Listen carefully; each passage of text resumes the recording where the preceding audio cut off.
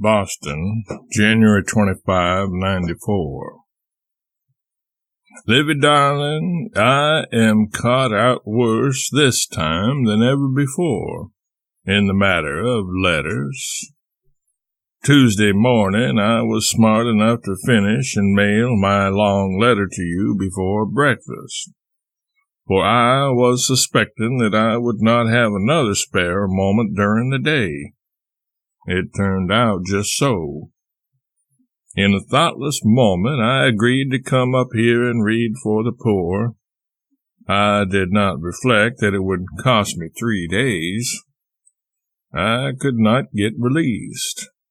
Yesterday, I had myself called at 8 and ran out to Mr. Rogers' house at 9 and talked business until 10:30, then caught 11 o'clock train and arrived here at 6, was shaven and dressed by 7 and ready for dinner here in Mrs. Field's charming house.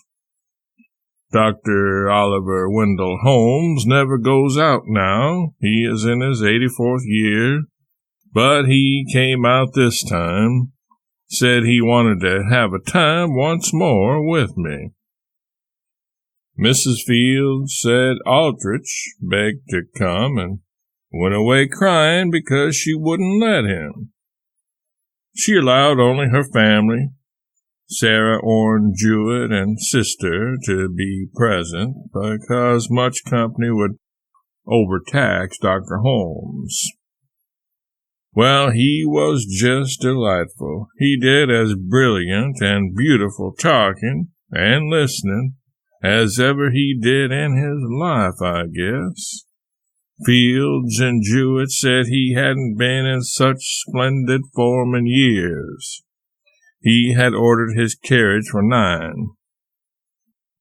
The coachman sent in for him at 9, but he said, "Oh, nonsense. Leave glories and grandeurs like these? Tell him to go away and come in an hour." At 10, he was called for again, and Mrs. Fields, getting uneasy, rose, but he wouldn't go. And so we rattled ahead the same as ever. Twice more, Mrs. Fields rose, but he wouldn't go. And he didn't go till 10:30. An unwarrantable dissipation for him in these days. He was prodigiously complimentary about some of my books, and is having Pudd'nhead read to him. I told him you and I used the Autocrat as a courting book and marked it all through, and that you keep it in the sacred green box with the love letters, and it pleased him.